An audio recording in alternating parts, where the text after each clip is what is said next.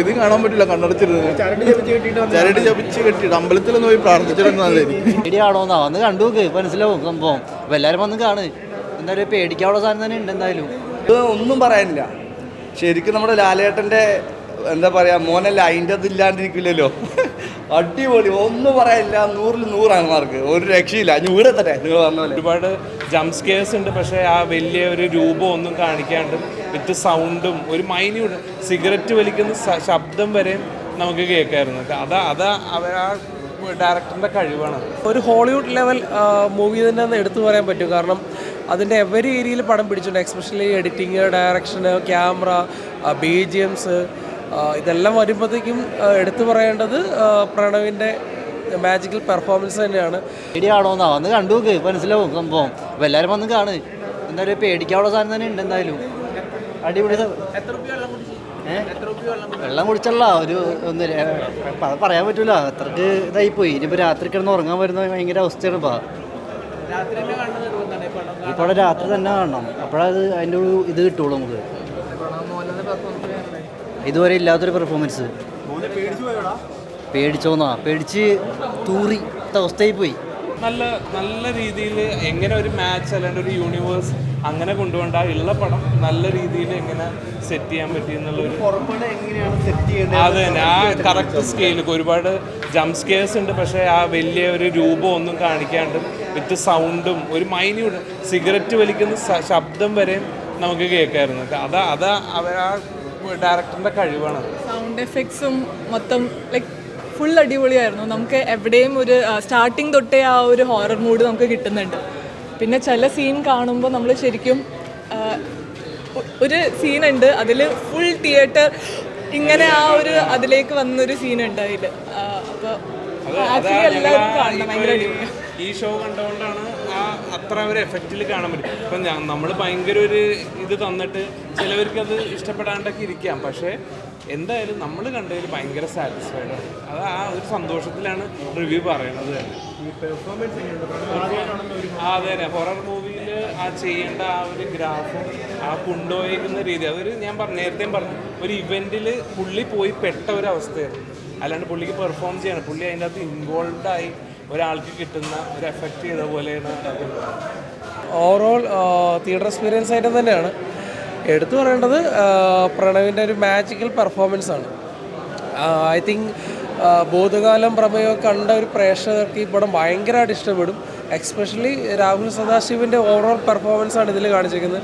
പുള്ളിയുടെ direction level തന്നെ totally different ആണ്.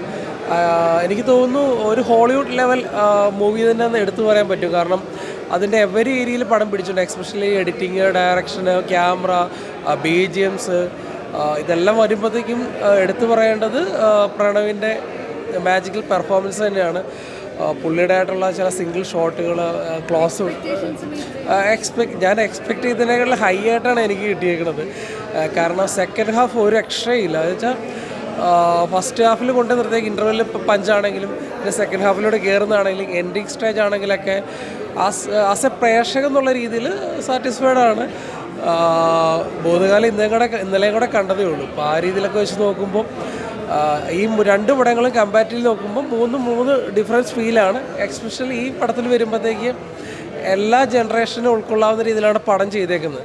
ഒരു മിത്ത് റിലേറ്റഡ് വരുന്നുണ്ട്, അതുപോലെ ന്യൂ ജെൻ റിലേറ്റഡ് വരുന്നുണ്ട്. അപ്പോൾ അതെല്ലാം കണക്റ്റീവ് ചെയ്ത് പോകുമ്പോൾ തിയേറ്റർ എക്സ്പീരിയൻസ് ആണ്. പ്രണവിൻ്റെ അഭിനയം ഇതുവരെ പ്രണവ് ചെയ്ത ക്യാരക്ടേഴ്സ് വെച്ച് നോക്കുമ്പോൾ ഇത് പീക്കാണ്. മ്യൂസിക് ശരിക്കും പേടിപ്പെടുത്തുന്ന ഒരു രീതിക്കുള്ളൊരു മ്യൂസിക്കാണ്. കുട്ടികളായിട്ടൊന്നും കാണാൻ പറ്റില്ല. ഇതിപ്പോ എനിക്ക് ശരിക്കും പേടിയായി. ഇപ്പൊ അറിയാലോ, പിള്ളേരുടെ കാര്യം പറയേണ്ട കാര്യമില്ലല്ലോ. കാണാനുള്ളവരോട് സ്വന്തം റിസ്കിൽ വന്ന് കാണുക. പകുതി കാണാൻ പറ്റില്ല, കണ്ണടച്ചിരുന്നു. ചരട് ജപിച്ച് കെട്ടിയിട്ട് അമ്പലത്തിലൊന്ന് പോയി പ്രാർത്ഥിച്ചിരുന്നാലായിരിക്കും. കമ്പയർ ചെയ്യണ്ട, ഇതൊരു ഡിഫറെന്റ് അപ്രോച്ച് തന്നെയാണ്. ഭൂതകാലവും അങ്ങനൊന്നും പറയാൻ പറ്റത്തില്ല. ഇത് കൊള്ളാം, അടിപൊളി. ബാക്ക്ഗ്രൗണ്ട് മ്യൂസിക് അടിപൊളി കേട്ടോ. ഈ ബാക്ക്ഗ്രൗണ്ട് മ്യൂസിക് എന്നല്ല, ഈ പശ്ചാത്തല സംഗീതമൊക്കെ ഉണ്ടല്ലോ, അതിനുള്ള പരിപാടിയൊക്കെ. അതല്ല, നമ്മൾ കുറച്ചും കൂടെ ഡീറ്റെയിൽ ആയിട്ടുള്ള പരിപാടി ഉണ്ടല്ലോ, മറ്റേ പൂച്ചയൊക്കെ നടന്നു പോകുമ്പോഴുള്ള സാധനവും കാറ്റടിക്കുന്ന പരിപാടിയും, അങ്ങനെ കുറച്ചും കൂടെ ഡീറ്റെയിൽ ആയിട്ടുള്ള സാധനമുണ്ട്. അത് അടിപൊളിയായിട്ട് ആ കാറ്റൊക്കെ വീശുമ്പോൾ നമുക്ക് ആ തണുത്ത കാറ്റടിക്കുന്നതെന്നുള്ളത് നമുക്ക് ഫീൽ ചെയ്യുന്നുണ്ട് അടിപൊളിയായിട്ട്. ഇതുപോലെ സൈലൻ്റ് ആയിട്ടുള്ള ഓഡിയൻസിൻ്റെ കൂട്ടിൽ നിന്ന് കണ്ടു കഴിഞ്ഞാൽ ഭയങ്കരമായിട്ട് എക്സ്പീരിയൻസ് ചെയ്യാൻ പറ്റും. അല്ല അങ്ങനെയല്ല, ഇതൊരു വെറൈറ്റിയാണ്. ഹൊറർ ആണോ ചോദിച്ചാൽ എന്താ പറയുക, നമുക്ക് പിടിച്ചിരിക്കാൻ പറ്റുന്നില്ല. അത്രയും അല്ല അങ്ങനെയൊന്നുമില്ല, തിയേറ്ററിൽ ഇറങ്ങിയ പക്ഷേ കണ്ടിരിക്കാൻ പറ്റിയ പടമാണ്. അടിപൊളി, നന്നായി സൂപ്പറായിട്ടുണ്ട്. ഇത്രയും നല്ല പോലെ നമ്മൾ പ്രതീക്ഷിച്ചിട്ടല്ല. ഇങ്ങനെ മൂപ്പർക്ക് പറ്റും നമുക്ക് അറിയില്ലായിരുന്നു. ഇത് ഒന്നും പറയാനില്ല. ശരിക്കും നമ്മുടെ ലാലേട്ടൻ്റെ എന്താ പറയുക, മോനല്ല അതിൻ്റെ അതില്ലാണ്ടിരിക്കില്ലല്ലോ. അടിപൊളി, ഒന്നും പറയാനില്ല. 100-ൽ 100 മാർക്ക്, ഒരു രക്ഷയില്ല. ഞാൻ ഇവിടെ തന്നെ നിങ്ങൾ പറഞ്ഞ പോലെ ഒരു രക്ഷയില്ല. ഞാൻ പറഞ്ഞില്ലേ, ഹോളിവുഡിലൊരു ഫീലാണ് കിട്ടിയത്. സ്പാനിഷ് ഫ്രഞ്ച് മൂവിയൊക്കെ കണ്ട അവിടുന്ന് കിട്ടും. നമ്മളിവിടുത്തെ പോലെ ഒരു യക്ഷി ടൈപ്പ് അല്ല ഹോളിവുഡിലോട്ട് പോകുമ്പോൾ. അവിടുന്ന് കിട്ടുന്നൊരു ഫീൽ എന്ന് പറയുന്നത് നമുക്ക് മലയാളത്തിൽ വളരെ റെയറായിട്ടാണ്. നമ്മൾ ഇപ്പോൾ ലാസ്റ്റ് ഉണ്ടാക്കുന്ന ഹൊറർ മൂവീസ് പോലൊന്നും അല്ല, പക്ക ഹോളിവുഡ് മൂവി എന്ന് തന്നെ പറയുമ്പോൾ. ആ രീതി നോക്കുമ്പോൾ എല്ലാ ജനറേഷൻസ് തിയേറ്ററിൽ വന്ന് കണ്ടു കഴിഞ്ഞാൽ എന്താ പറയുക, ഫുൾ സാറ്റിസ്ഫൈഡ് ആയിട്ട് ഇറങ്ങിപ്പോകാൻ പറ്റിയൊരു മൂവി തന്നെ ആയിരിക്കും. Personally I am so satisfied. അങ്ങനെയൊന്നുമില്ല, പക്ഷേ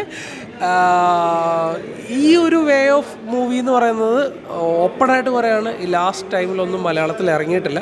അതുകൊണ്ട് ലോകയ്ക്ക് ശേഷം മലയാളി പ്രേക്ഷകർ ഏറ്റെടുക്കുന്ന ഒരു സിനിമ ആയിരിക്കണം എന്നൊരാഗ്രഹമുണ്ട്. ബിക്കോസ് സെക്കൻഡ് ഹാഫ് അവർ ഒരു രക്ഷയില്ലാത്ത രീതിയിൽ ചെയ്തിട്ടുണ്ട്. നല്ല പടം.